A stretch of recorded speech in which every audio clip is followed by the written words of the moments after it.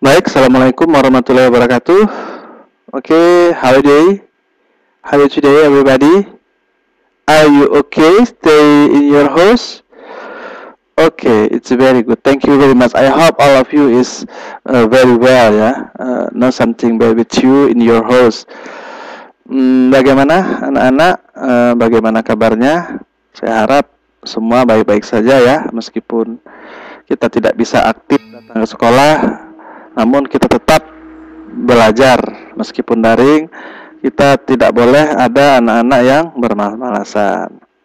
Baik, kali ini untuk mempersingkat atau mempermudah materi-materi kita yang banyak pada buku kelas 1 atau kelas 10 ini saya coba rangkum materi-materinya ya, dari chapter 1 ya, dari bab 1 chapter 1 until chapter 15, dari bab 1 sampai bab 15. Tapi di sini mungkin saya akan bagi ke dalam 2 video. Jadi video yang ini mungkin dari bab 1 sampai bab 7 atau bab 8 saja dulu. Nah, chapter 1, let's do it. Nah, di chapter 1 ini atau bab 1 ini apa yang akan kita pelajari? What's on this chapter? Nah, yang kita akan pelajari adalah pertama, expression to offer someone to do something. Jadi ungkapan untuk menawarkan seseorang atau mengajak seseorang untuk melakukan sesuatu. Maksudnya melakukan sesuatu bersama-sama kita. Misalnya, how about we go to the movie? Bagaimana kalau kita pergi nonton film? How about we reading a book in the library? How about if we go to dinner? Dan seterusnya. Nah, tentu setiap respon sering saya ingatkan, setiap ungkapan dalam bahasa Inggris, ada ungkapan salam, ada ungkapan berterima kasih, ada ungkapan menyampaikan pendapat, ada ungkapan turut berduka cita dan sebagainya.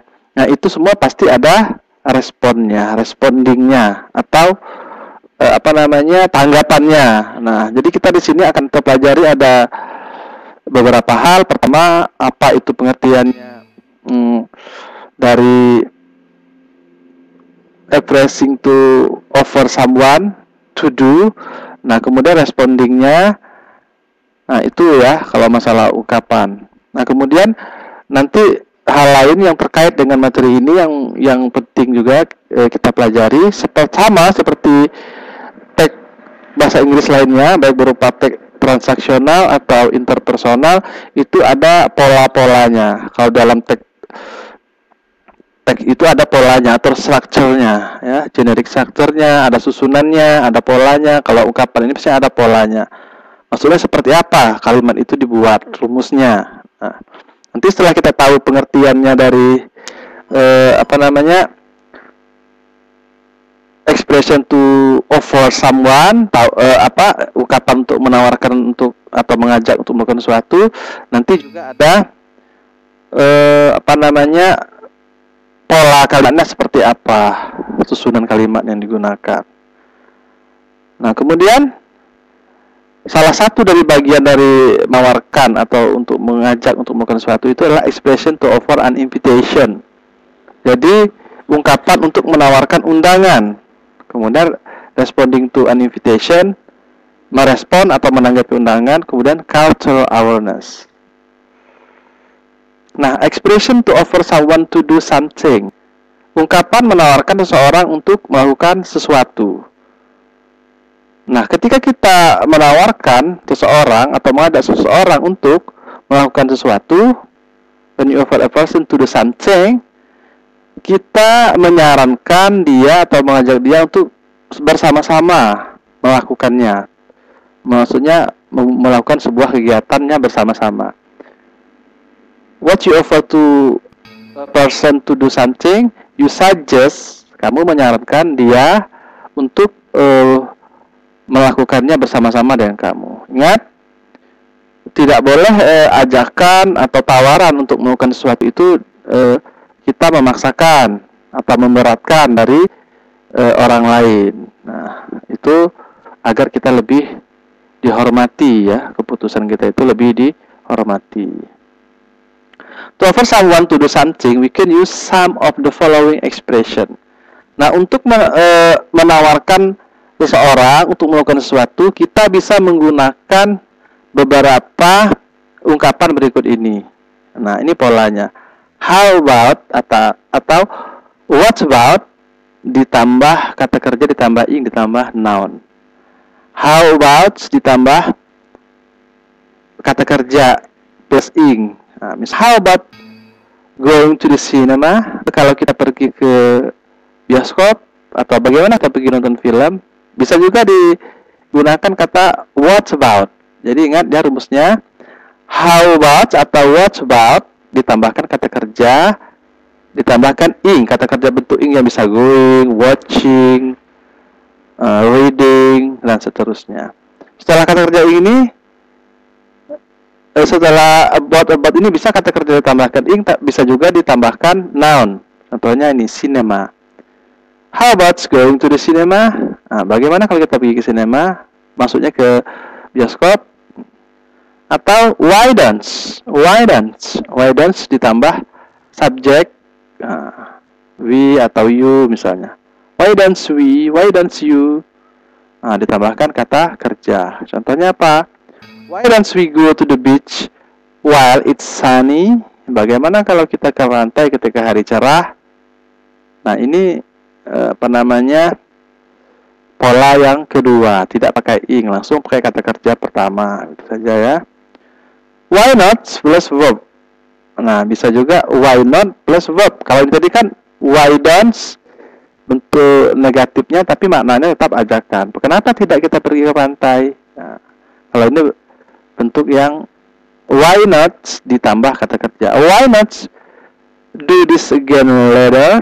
Bagaimana kalau kita kerjakan ini berikutnya? Kita kerjakan lagi ini berikutnya gitu ya. Jadi yang perlu diingat oleh anak-anak yaitu polanya how about ditambah one ditambah ing, atau yang kedua why don't ditambah subjek ditambah you, kemudian why not ditambah verb kata kerja. Oke, anak-anak, kita lanjut. Tetap semangat ya, nah, diperhatikan ya. Ini memang ringkasan atau rekap materi. Nanti ada juga materi kalau mau lihat per chapter atau per bab ada. Ini bagi yang mau lihat lengkap bisa lihat ya video bagian ini. Kemudian lanjut, to offer someone to do something, we can use some of the following expression. Nah, untuk menawarkan seseorang atau mengajak seseorang untuk melakukan sesuatu, kita juga bisa menggunakan ungkapan berikut. Maksudnya ungkapan dengan pola kalimatnya diawali dengan pola seperti ini ya. We could or should, kita bisa gunakan we could, maksudnya bisa kita gunakan subjek ditambah should. We could, we should ya. We could go to the cinema instead of just staying. Kita bisa pergi ke bioskop daripada hanya berdiam di rumah. Nah, bisa we could atau we should. Shall we ditambah verb. Nah, we plus verb ya. Shall we go before it start raining? Bagaimana kalau kita pergi sebelum hari hujan? Atau akankah kita pergi sebelum hari hujan? Nah, meskipun di sini tanda tanya, tapi tanda tanya yang bernada persuasif ya, mengajak, mempengaruhi. It is raining cats and dog. Let's just stay in and watch some DVDs. Nah, ini bisa juga kita gunakan let's plus verb. Ini pembukaannya saja ya, pengantar saya. It is raining cat and dogs. Nah, ini jangan kamu buka kamus ya, anak-anak. Kalau buka kamus letter kata per kata, cat ini kucing, dog ini anjing. Masa kan terjemahannya menjadi itu adalah hujan, kucing, dan anjing? Bukan ya. Maksud cat and dogs ini masuk ke cat and dog, itu masuk ke idiom. Maksudnya hujan lebat. Hujannya itu seperti rame gitu ya, anjing dan kucing itu kan bertengkar terus. Rame dimaknai lebat. Nah, hujan lebat. Let's just stay in and watch some DVD. Silahkan tetap di rumah atau mari tetap di rumah dan menonton DVD saja. Nah, seperti yang saya jelaskan di awal tadi, setelah ada respon tentu ada juga setelah ada ungkapan tentu selalu ada respon. Nah, responnya bisa yes, yeah, ya. Diawali seperti itu, great, fine, okay. Itu menerima. Great atau fine atau okay. That's good idea. That sounds good. Maksudnya ini bukan satu kalimat ya. Maksudnya bisa dipakai that's good idea atau that sounds good. Sure, if you like. Tentu kalau kamu mau atau kamu suka. Nah, setiap ada ungkapan, ada ucapan kan tidak selalu diterima ya, ada ajakan diterima. Nah, ungkapan untuk menolaknya juga ada. Begini kalau menolak bisa menggunakan kalimat polanya I think ya, I would rather do today's concert. Saya rasa lebih baik pergi ke konser musik maksudnya. I don't think it is a good idea. Saya rasa itu bukan ide yang bagus. Nah, itu penolakan ya secara halus. Dia tidak langsung mengatakan I don't agree, tapi dia mengatakan I don't think it is a good idea. Mohon maaf ya. Jadi saya pikir itu bukan ide yang bagus. Nah, itu penolakan secara halus. Atau sorry I can't. Maaf, saya tidak bisa. Nah, expression to offer an invitation. Jadi ungkapan selanjutnya adalah ungkapan untuk menawarkan undangan, memberikan undangan, mengundang ya. First, you may check the person availability before extending an invitation. Nah, kalau dia ajakannya untuk melakukan sesuatu, ajakannya berupa undangan, itu harus dipastikan dulu. Apa yang dipastikan adalah keberadaan orang itu, ya. You may check the person's availability.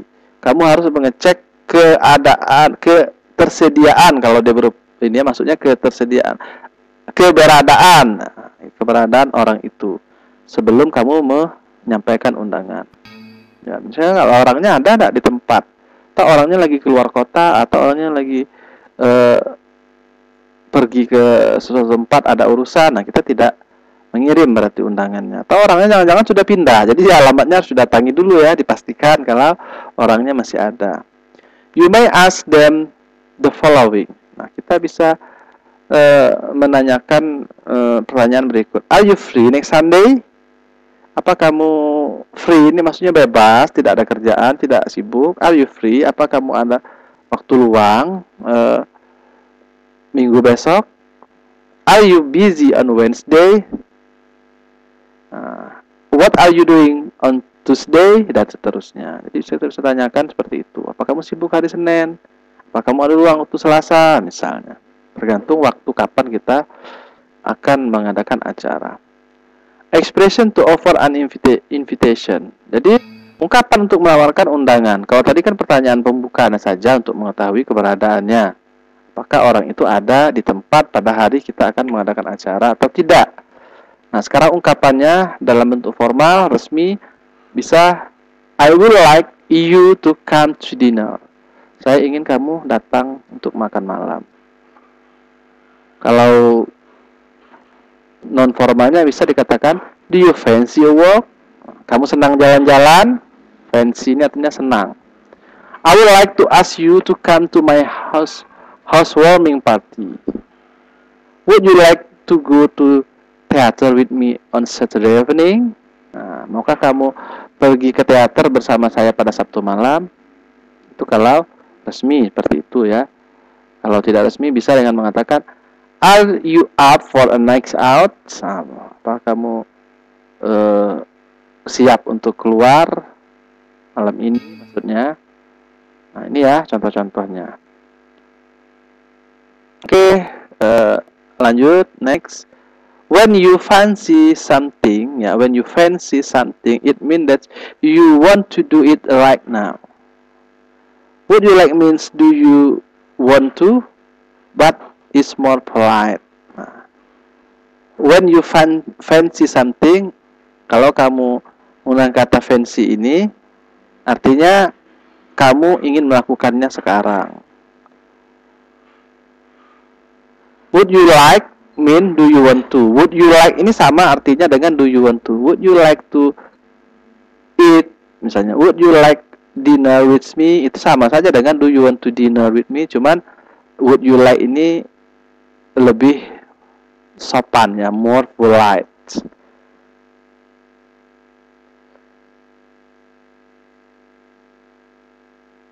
Mana tadi kita lagi.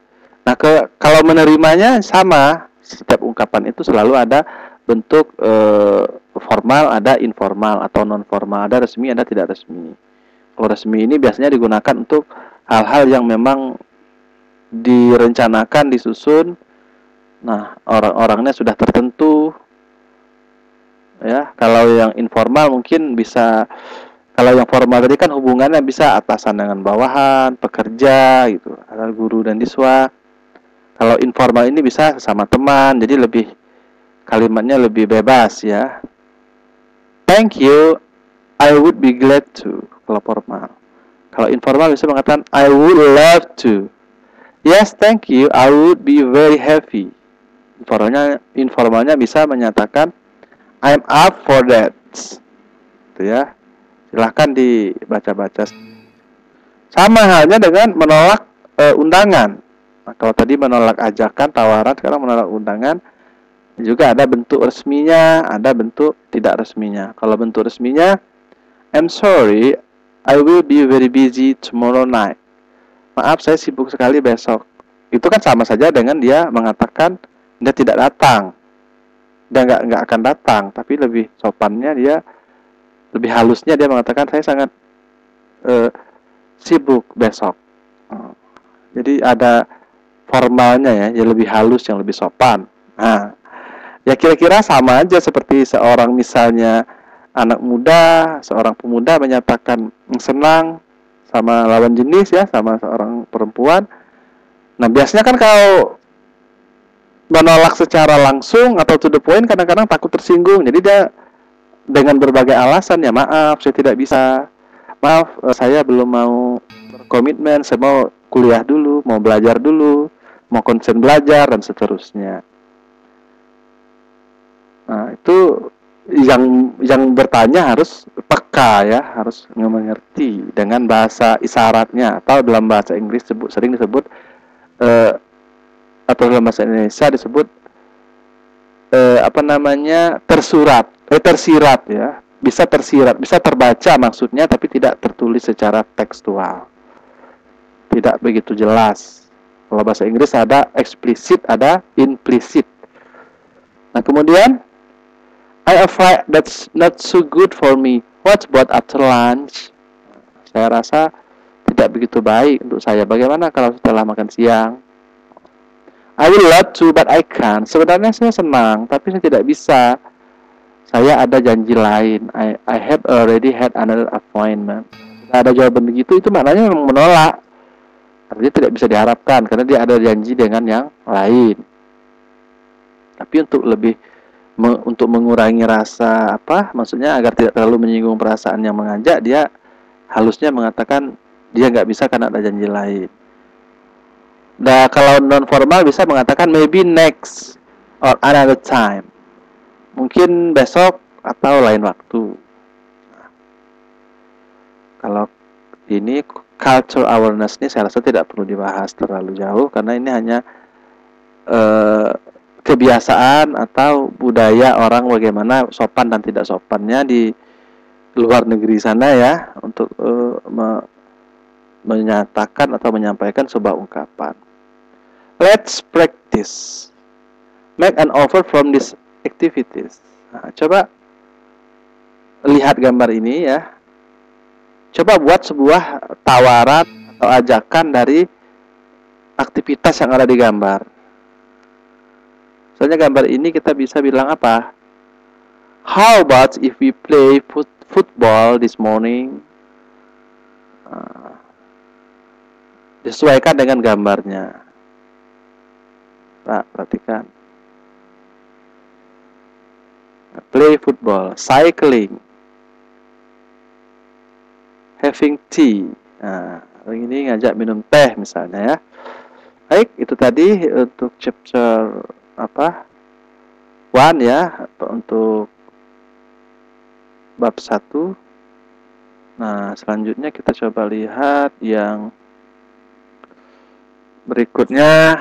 Ini ada kita punya 15 bab, tapi yang akan kita bahas pada kesempatan ini mungkin ya sekitar itu tadi 1 sampai 7 atau sampai 8. Nah, bagaimana dari penjelasan tadi, apakah anak-anak sudah paham? Nah, kalau memang masih ada yang ragu atau belum paham, nanti bisa diulang lagi ya, ulang lagi pada bagian-bagian yang tidak atau belum dimengerti ya, diulang lagi pada bagian yang kira-kira masih bingung. Ini kan rekamannya ada, makanya bagi yang butuh materi ini silahkan mengaksesnya di Guru Berbagi 21. Nah, itu ada banyak sekali materi-materi pembelajaran mulai dari 10, 11, dan 12 bahasa Inggris wajib ataupun peminta. Silahkan diikuti terus video yang diupload ya. Nah, saya anjurkan untuk subscribe dan menekan tombol lonceng, nah, supaya setiap ada materi yang baru atau materi yang diupload lagi tidak ketinggalan ya. Karena kalau kita belajar ini kadang-kadang ada yang sering ketinggalan, sedangkan materi itu antara yang pertama, kedua, dan selanjutnya itu saling berhubungan. Takutnya kalau tidak berurutan melihatnya atau mengikutinya nanti bisa miscommunication atau tidak nyambung ya apa yang dimaksud oleh video itu, materi itu, apa yang ingin disampaikan, takutnya tidak bisa pahami dengan baik kalau tidak berurutan menontonnya dari 1, 2, 3, 4, 5 sampai 15 bab. Kita lihat ya, tergantung nanti apakah kita bisa selesaikan semuanya atau dibagi 2. Mungkin kemungkinan dibagi 2 ya, 2 sesi. Nah, chapter 2 tentang form atau formulir kan. Chapter 2 bab 2 ini adalah tentang formulir. Nanti kita lihat apa itu yang akan dibahas di chapter 2 ini atau bab 2 ini. Will you fill out this form? Nah, ini pertanyaan pembukanya. Apakah kamu pernah mengisi formulir ini? Nah, apa yang kita pelajari? Kind of form, jenis-jenis formulir. Jadi formulir itu ada banyak ya. Ada formulir setoran uang, setoran tunai, ada selip pengambilan uang di bank, ada formulir pendaftaran. Nah, anak-anak kan waktu selesai di SMP kan ke SMA juga ada pendaftarannya ya, ada mengisi formulir. Nah, begitulah kira-kira proses pengisian formulir itu. Kind of form, jenis-jenis formulir. Reading for understanding various type of form. Membaca berbagai macam jenis formulir. Nah, kita perhatikan apa itu formulir. In daily life, dalam kehidupan kita akan banyak menemukan formulir-formulir. It's a format document containing blank. Itu adalah sebuah format dokumen yang berisi terdiri dari blank field. Nah, jadi maksudnya bagian-bagian masih kosong, bisa berupa tabel-tabel. That user can fill in with data. Jadi formulir itu biasanya adalah sebentuk dokumen yang sudah dicetak, diformat, diatur. Nanti dia ada bagian-bagian yang kosong yang harus diisi dengan biasanya dengan data ya, data pribadi. Form will make the child information simple. Jadi formulir itu bisa membuat informasi detail itu menjadi simple, sederhana. Mungkin kalau kita akan menjelaskan, oh kita ini eh, posisinya apa, tinggalnya di mana, RT berapa, mau melamar pekerjaan di bagian apa, misalnya. Nah, itu terlalu panjang ya, tidak simpel. Makanya dibuat formulir supaya simpel, dipetakan data-data apa saja yang dibutuhkan, gitu ya, data-data apa saja yang mau diisi. Kind of form, bentuk-bentuk formulir.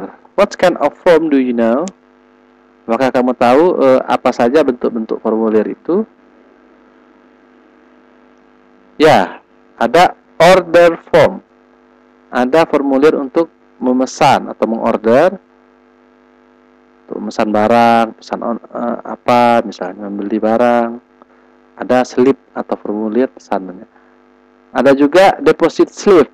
Nah, ada juga deposit. Deposit itu menyimpan, biasanya menyimpan uang di bank ya.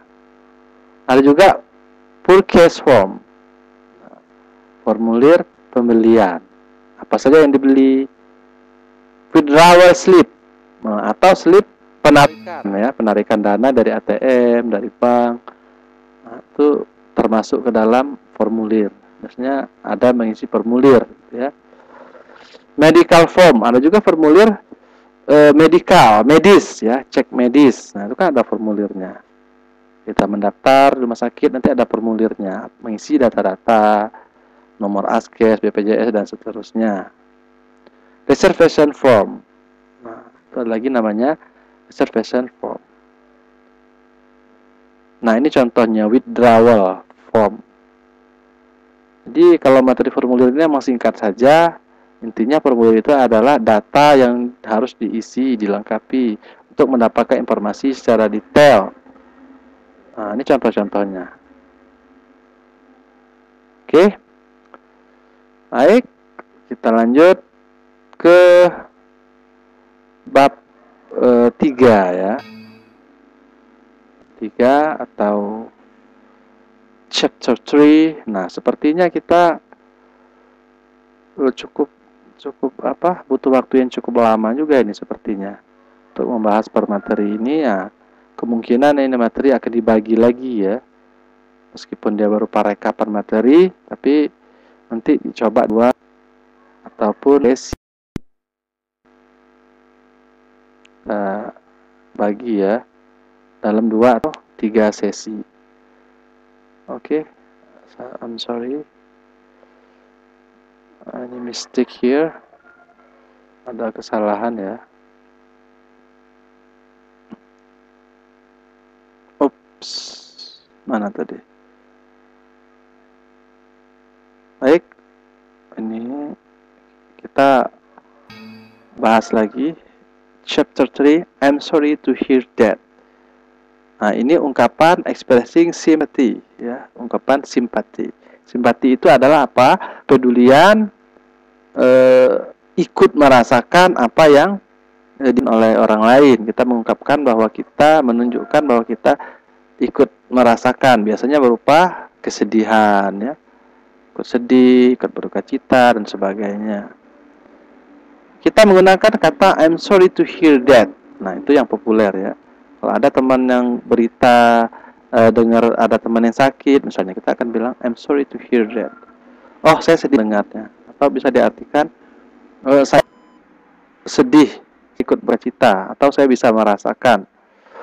Nah, apa yang kita pelajari di sini sama seperti yang sudah chapter sebelumnya, expression of sympathy, ungkapan kepedulian, kemudian responding to the sympathy, respon atau tanggapan dari sympathy, dari ungkapan berduka cita tadi. Kemudian terakhir culture awareness, ini dibahas singkat saja. Culture awareness ini kebiasaan adat atau budaya, bagaimana cara orang menyampaikan simpati. Nah, secara dasarnya dulu, maksudnya secara fundamental awalnya dulu, apa sih simpati itu, penjelasan awalnya, dasarnya, teori dasarnya, definisinya.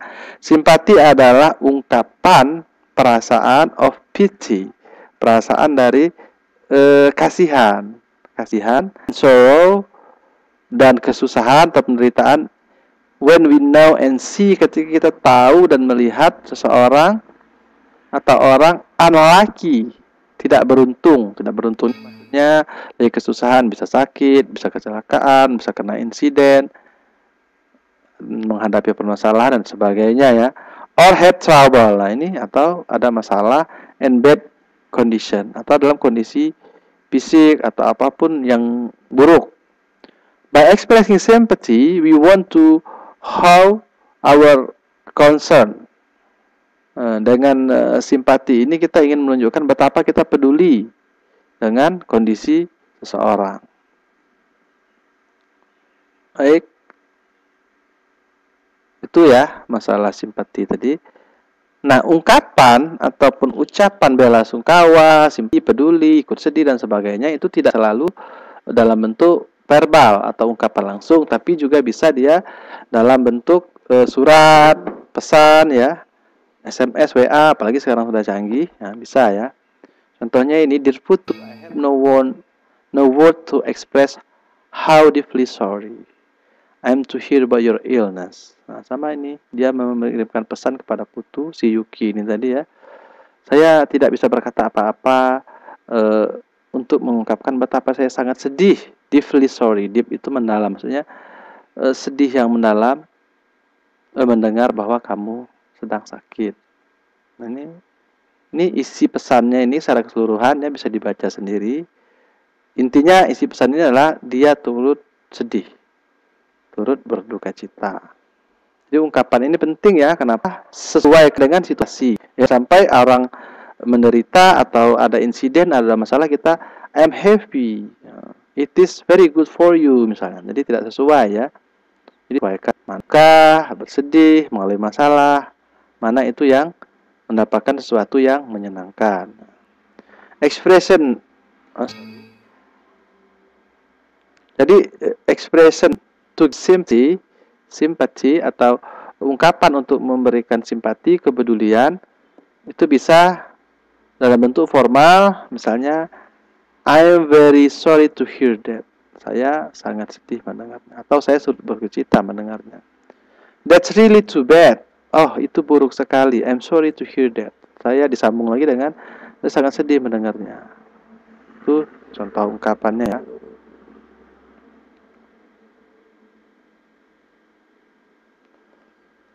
Nah, expression to give sympathy. Ungkapan untuk memberikan sympathy, kepedulian. Itu situasi apa saja kita biasa mengungkapkan itu. Nah, coba lihat gambar ini. Misalnya situasi seperti ini, ada kecelakaan ya. How awful, how terrible, betapa menyakitkan misalnya. Nah, itu juga ungkapan spontan singkat seperti itu adalah merupakan bagian dari ungkapan simpati. Nah, simpati ini, turut sedih ini, turut berduka cita atau kepedulian ini tidak hanya pada hal-hal besar atau kejadian-kejadian besar. Maksudnya tidak hanya kita menyampaikannya ketika ada kecelakaan, meninggal, tidak. Tapi insiden kecil, misalnya terluka, lecet, terjatuh, itu juga kita bisa mengungkapkannya, ungkapan simpati. Oh, that bad luck misalnya, untuk sebuah insiden. Oh, kurang beruntung sekali. Atau what's a pity, kasihan sekali. Nah, itulah kira-kira terjemahannya ya. That's too bad, itu sangat, maksudnya situasi ya. Buruk berarti jelek, motor jelek misalnya atau apa, bukan. Buruk, jelek itu situasinya. Expressing condolence. Nah, ada juga expressing condolence. Ini termasuk bagian dari expressing simpati juga. Expressing condolence ini adalah ungkapan ikut berbelasungkawa. Nah, ini lebih halus lagi karena situasinya biasanya lebih berat, misalnya ada yang meninggal, sakit parah dan seterusnya. Ini contohnya, it just good plan. Nah, apa beda simpati tadi dengan expressing condolence? Kalau simpati tadi lebih ke ikut bersedih, ikut berduka, ikut merasakan. Kalau ini lebih dari itu ya, lebih dalam, artinya sampai ikut merasakan. Dia juga expressing condolence ini adalah memberikan spirit, memberikan support. dukungan kepada orang yang sedang berduka. Contohnya memberi motivasi dengan mengatakan it just God's plan. Itu hanya rencana Tuhan. He is at peace now. Dia sudah ada di tempat yang damai. Satu ungkapannya. Silahkan dibaca sendiri, ada ungkapan-ungkapan yang lain. Nah, sekarang setelah ungkapan-ungkapan itu sudah diucapkan, bagaimana responnya? Responnya bisa dengan mengatakan thank you. Thank you. Nah, itu dia. Bisa dengan mengucapkan thank you. Atau that's very kind of you. Anda baik sekali. There is nothing that can done about it. It's God's will I support. Dan sebagainya. Itu keinginan Tuhan. Saya harap begitu katanya. Bisa juga seperti itu. Cultural awareness, kesadaran budaya atau adat istiadat kebiasaan. Biasanya seperti apa orang itu menyampaikan ungkapan simpati. We can give sympathy expression to someone by saying it directly. Kita seperti yang saya jelaskan tadi bisa menyampaikan simpati itu dengan langsung ya, langsung mengucapkan kepada orang yang ingin kita sampaikan ungkapan itu. Orang yang sedang mengalami sesuatu yang menyedihkan misalnya. Tapi juga kita bisa menggunakan use a letter. Bisa menggunakan surat, card, kartu, short message service, SMS atau email, television, radio, and newspaper. Jadi yang penting intinya pesan dari ungkapan itu sampai. Jadi medianya bisa surat, email, televisi, radio, WhatsApp, apalagi sekarang sudah canggih, sudah banyak sekali ya media. What would you say to express your sympathy in this situation? Nah, seperti situasi ini kira-kira bagaimana ungkapan simpati yang ingin kamu sampaikan? Misalnya ini kan mobil tertimpa bangunan ini sampai rusak. Ini bangunan yang runtuh, kita bisa mengatakan it's too bad condition. Sama dengan ini, orang ini sedang berekspresi sedih, mungkin ada sesuatu yang terjadi yang buruk terhadap orang ini, kita bisa mengatakan I'm sorry to hear that. Atau kalau ungkapan berupa condolence ya, ikut berbelasungkawa, itu bisa juga dengan mengatakan memberikan support dengan mengatakan it is a God will. Itu adalah sudah kehendak Tuhan. Misalnya ya. Ya, itu tadi materi mengenai simpati. Ungkapan berduka cita. Bahwa itu menandakan kita peduli. Makanya kita ada ungkapan simpati, itu ungkapan bahwa kita sebagai teman, sebagai keluarga, sebagai sahabat itu merasakan apa yang dirasakan oleh seorang teman atau keluarga atau rekan-rekan sahabat gitu ya. Baik, selanjutnya chapter 4 atau bab 4. Bab 4, what should I do? Nah, kita lihat lagi nanti apa sih yang mau dibahas di bab 4 ini ya.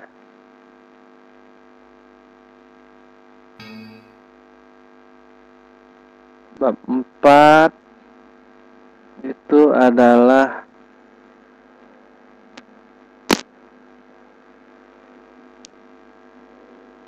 sebentar, ini ada sedikit chat ya. What should I do? Itu opening question ya, pertanyaan pembukanya untuk membawa kita kepada materi ya, materi yang akan dibahas.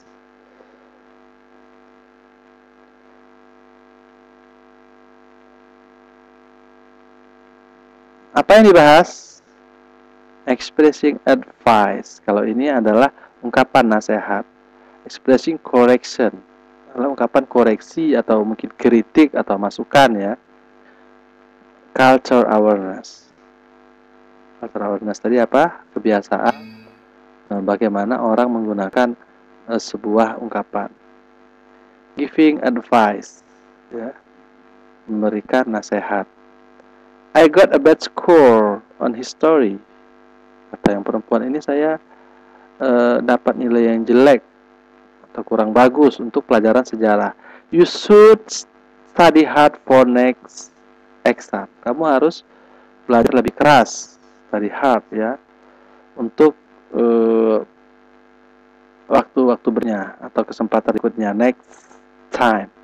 In giving advice, should or should not, must or, kita biasanya menggunakan should atau should not, must atau must not. And had better are commonly used. Nah, had better ini lebih sering digunakan, had better, lebih baik maksudnya ya. Contohnya ini, I think you should take more exercise.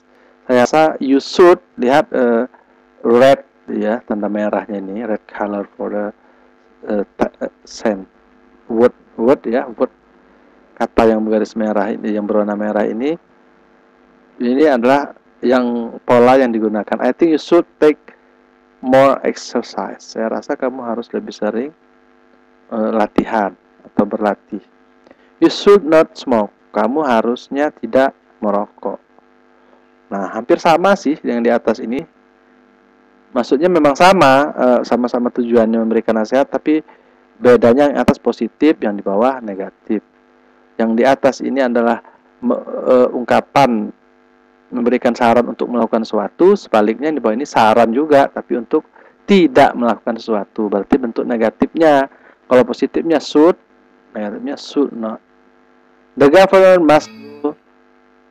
government must do something about the economy. Pemerintah harus melakukan sesuatu untuk ekonomi.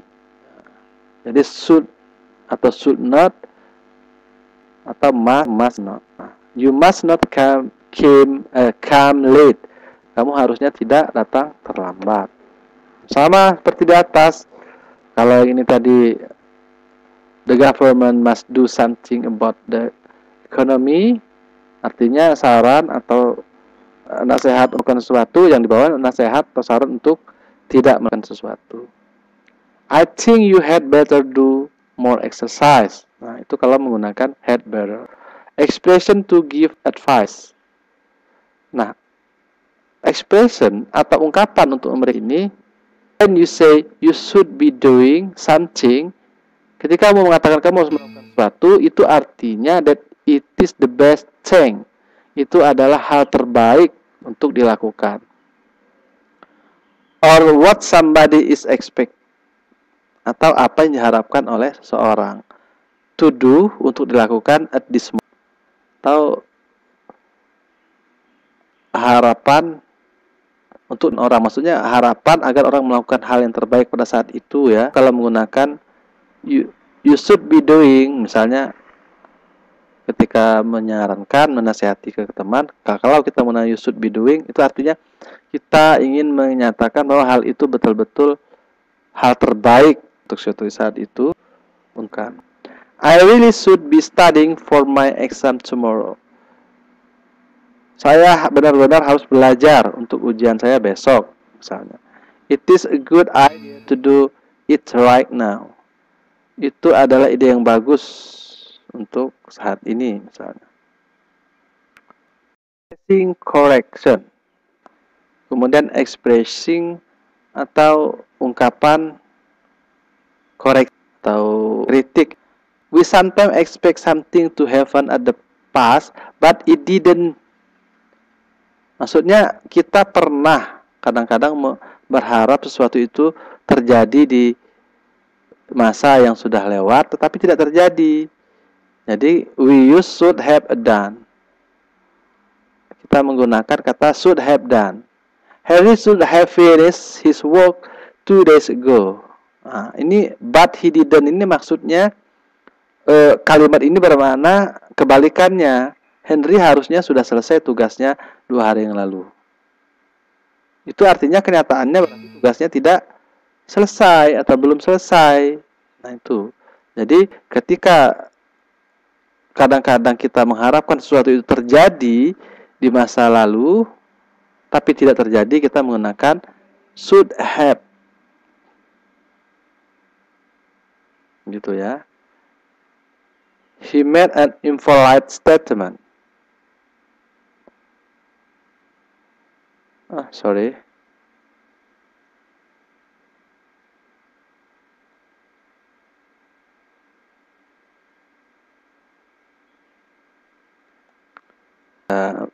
Lihat lagi ya. He made an impolite statement. As a student, she should not have said such a thing. Sama dengan ini. Coba perhatikan kira-kira apa maksud kalimat ini. Dia membuat statement yang tidak sopan. Sebagai siswa, dia tidak harusnya berkata seperti itu. Maksudnya apa? Maksudnya dia sudah berkata yang tidak sopan gitu ya. Kebalikan dari kalimat harapannya. Kalau harapannya melakukan berarti dia tidak melakukan. Sebaliknya harapannya dia tidak melakukan hal tidak baik berarti dia melakukan.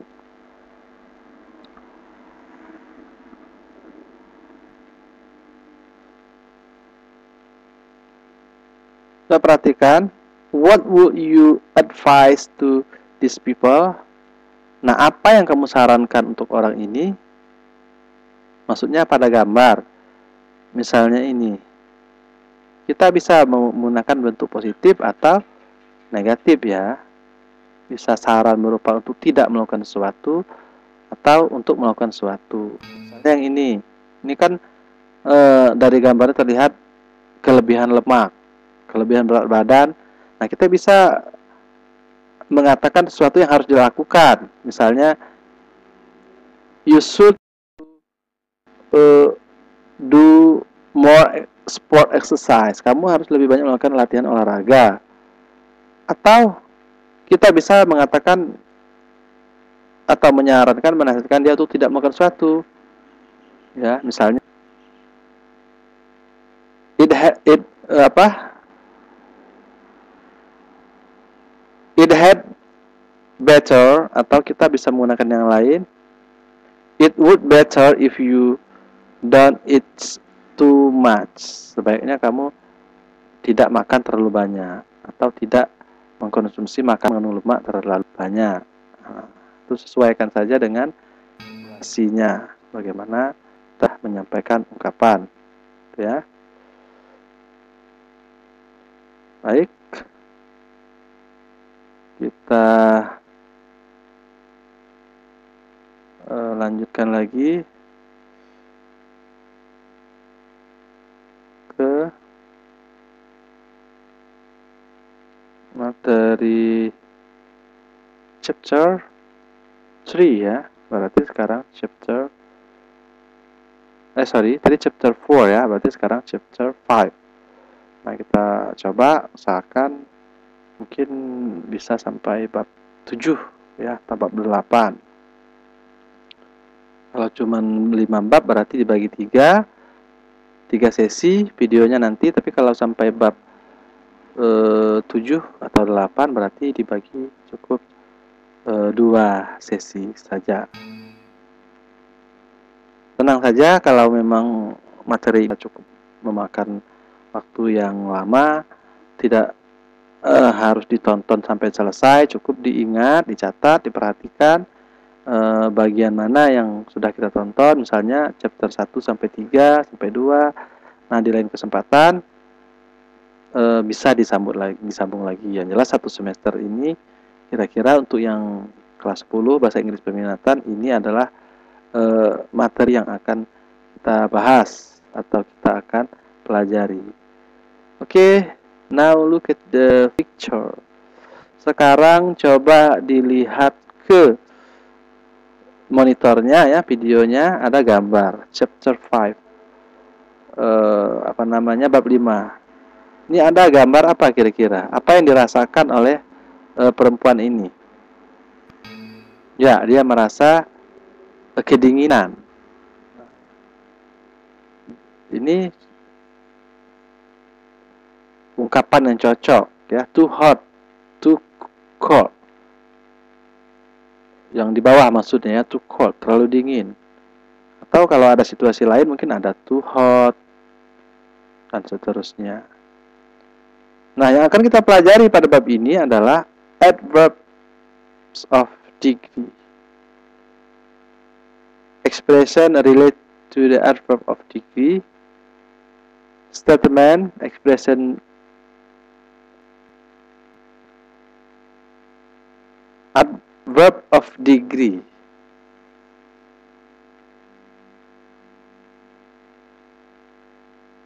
Nah, adverb of degree, coba perhatikan.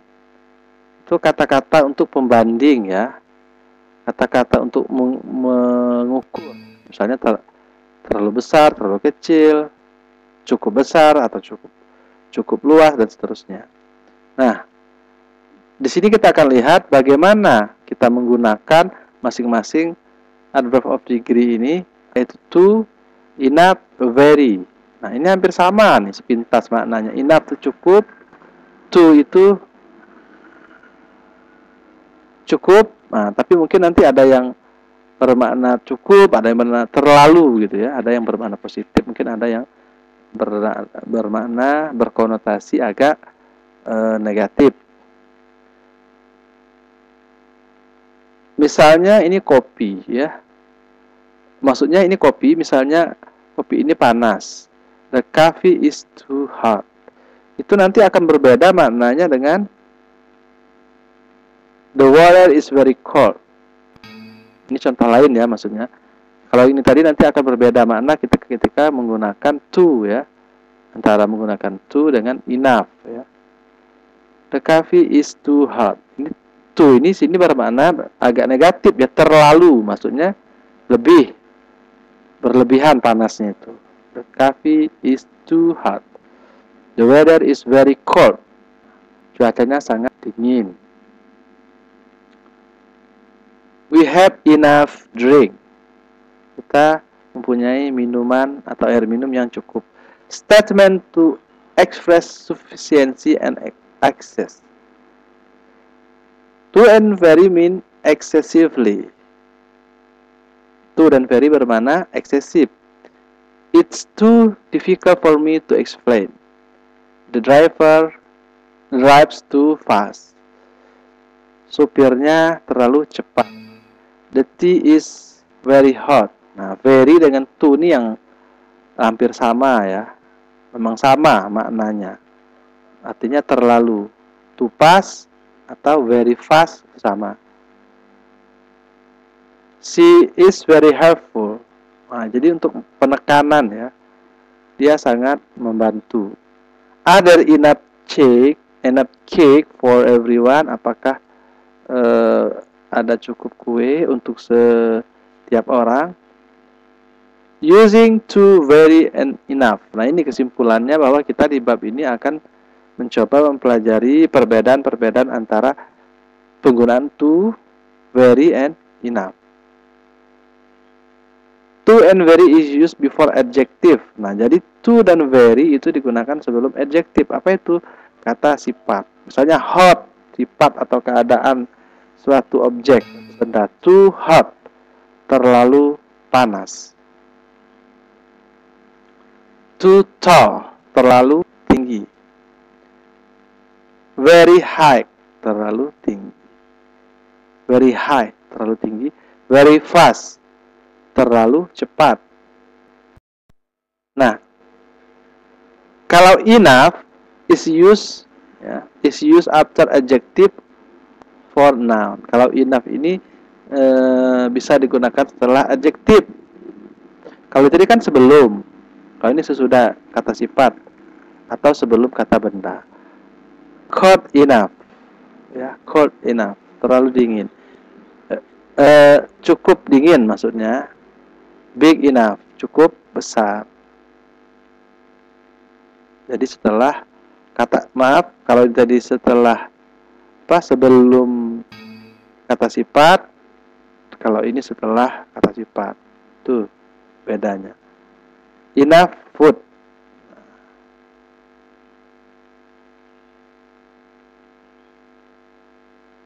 Coba perhatikan. Nah, bagaimana kamu mengucapkan kalimat sesuai gambar ini? Disesuaikan gambarnya tadi ya dengan ungkapannya untuk menekankan maknanya.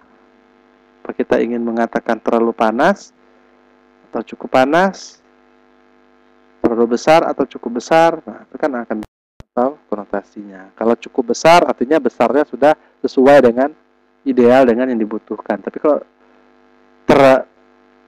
terlalu besar, nah itu berartinya konotasinya kan negatif, tidak sesuai, melebihi dari apa yang diharapkan.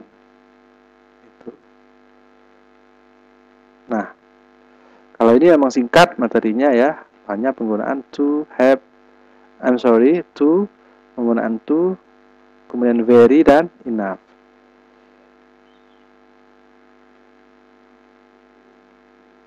Products on discount.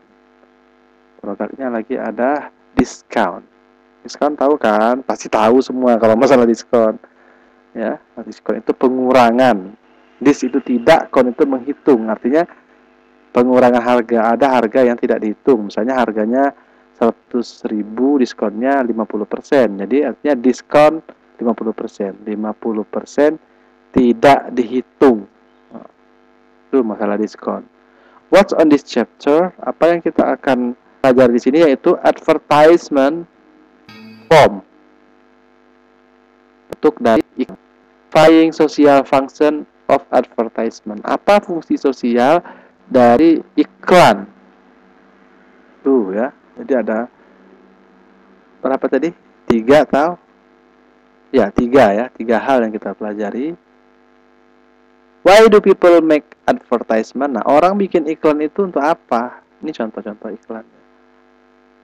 Carnation milk, 3 days only. Nah, bahasa-bahasa iklan itu seperti itu ya, bahasa yang persuasif. Dia pasti mengajak orang untuk terpengaruh dengan apa yang disampaikan. Apalagi dia berupa diskon itu sering dilengkapi atau ditambahkan kata-kata tinggal 2 hari lagi, hari terakhir, tinggal 20 potong, tinggal 20 lembar, misalnya, supaya orang terpengaruh atau terpancing untuk membeli. Itulah iklan ya. Itu tujuannya adalah apa?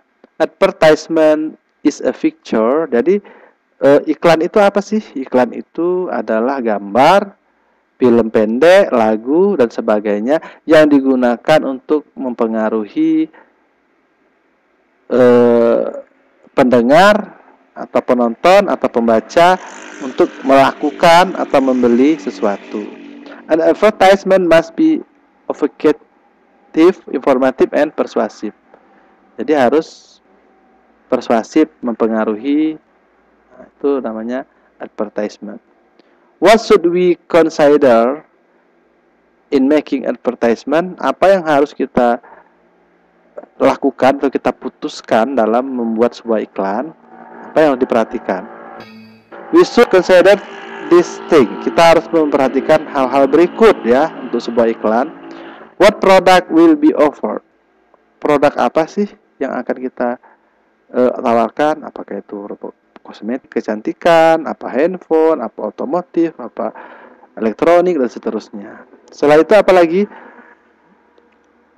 Who will be the target of customer? Siapa yang merupakan target dari pelanggan? Ini kalau orang yang biasa berbisnis tahu. Maksudnya target pelanggan ini perempuan kah misalnya kalau berupa jilbab, laki-laki kah kalau otomotif misalnya, orang dewasa, apa anak kecil, atau pelajar, atau pekerja kantor, dan seterusnya. Nah, itu ya perlu dilihat target dari penawaran dari iklan itu. How will the product reach? Cara produk itu sampai kepada mereka. Misalnya di iklan itu apakah kami siap mengantar ke alamat Anda? Berarti dikirim misalnya. Kalau dia tidak mau melalui pengiriman online, misalnya jarak antara produk ini jual itu dekat, bisa misalnya dikatakan segera kunjungi mall kami, menyediakan ini, itu. Kami menyediakan baju seragam, kami menyediakan elektronik, handphone, aksesori, dan sebagainya misalnya. Waktu terbatas, diskon ini hanya berlaku 2 hari misalnya. Itu semua bahasa-bahasa yang digunakan dalam iklan. At what price should the product be offered? Nah, setelah tahu apa tadi produk yang mau ditawarkan, siapa target pelanggannya, bagaimana produk itu sampai kepada pelanggan, at what price should the product be offered? Nah, berapa harga dari produk itu ditawarkan? Structure of the text in advertisement. Nah, selanjutnya adalah structure of the text in advertisement. Ini adalah struktur susunan dari kalimat yang digunakan di dalam iklan. Nah, perhatikan ini. Biasanya brosurnya, gambar-gambar itu cukup menarik ya, supaya orang terpengaruh. The styling event, 3 days only. Nah, perhatikan 3 days only. Thursday, Friday, Saturday, September 13 and 15. Nah, 13 sampai 15 September. Nah, ini tanggalnya, masa diskonnya misalnya. Choose from over 1000 style. Nah, pilih ada 1000 model, ada model yang mau di diskon. Nah, ini kan bahasa-bahasa seperti ini cukup mempengaruhi pelanggan ya. Apalagi ada penasaran. Kalau cuma 3 hari ada rasa takut tidak mendapatkan, jadi pelanggan itu terpengaruh. Call for the child and make an appointment today. Call for the child, nah untuk lebih detailnya bisa menelpon untuk membuat janji. Itu contoh bahasa iklan. Restyling event. Nah, itu kan menawarkan produknya, apa produknya. Kemudian 3 days only, hanya 3 hari. Itu menawarkan, itu maksudnya mempengaruhi, kata-kata untuk mempengaruhi. Nanti orang takut nggak kebagian karena 3 hari, maka orang akan berlomba-lomba untuk memilih. Kemudian informasinya apa? Giving information September 13 and 215 misalnya. Itu adalah informasi yang diberikan. Informasi waktunya. Setelah itu statement to persuade. Nah, ini adalah statement, pernyataan-pernyataan untuk mempengaruhi. Smear or jewel into a exciting new piece that you will love to wear but will expectedly remount your diamond.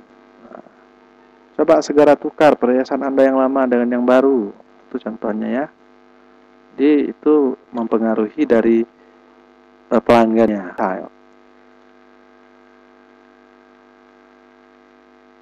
Diamond or other precious gemstone into beautiful new rings, earrings, and pendants.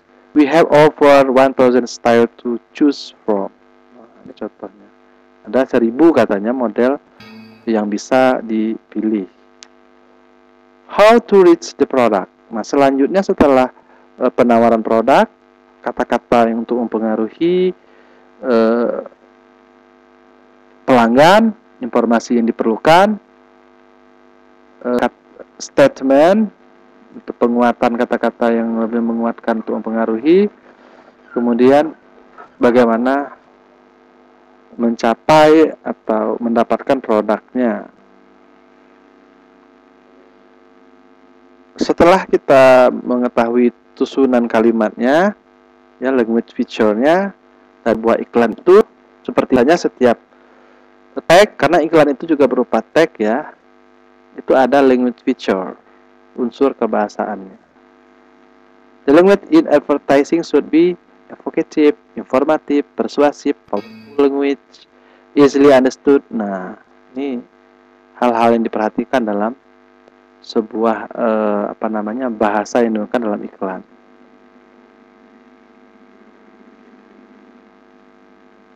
Kita lihat ini sudah bab 6. Bab 6. Oke. Bab 6 berarti di video berikutnya bab 7, 8, 9, 10, 11, 12, 13, 14, 15. Nah, sudah hampir separuh ya. Oke, I think enough for this time. Saya rasa cukup ya untuk uh, pertemuan kali ini. Ini uh, adalah rekapan separuh dari materi kita di kelas 10 untuk bahasa Inggris peminatan. Oke, I hope all of you can stay in. I think all of you, I hope always see ya, you always follow my channel to see the material we have to discuss.